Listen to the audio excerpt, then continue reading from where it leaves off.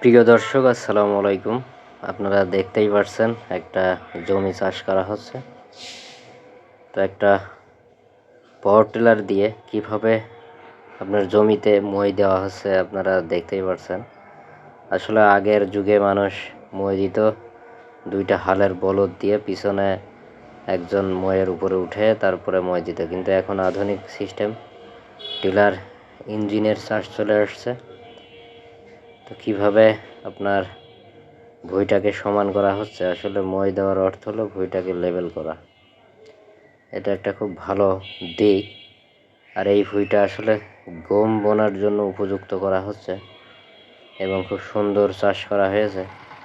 তো একটা চাষি দেখেন কি পরিমাণ পরিশ্রম করে সারাদিন, খেয়ে না খেয়ে, রোদ বৃষ্টি ধুলা বালি মেখে তারা তাদের কাজ করে লক্ষ্যে পৌঁছায়।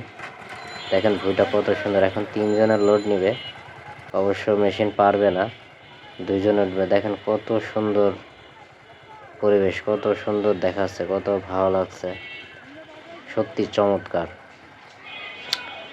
এই চাষগুলো আসলে খুব ভালো লাগে।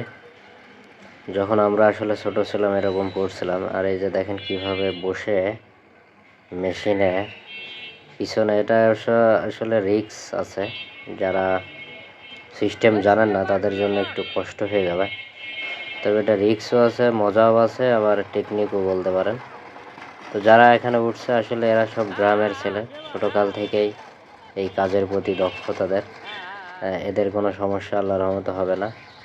কত সুন্দর করে দেখেন এইভাবে উঠে মই দিচ্ছে। আসলে খুবই একটা চমৎকার দৃশ্য, খুব ভালো লাগলো। সবাই ভিডিওটি দেখবেন এবং চাষিদেরকে সম্মান করবেন। ধন্যবাদ।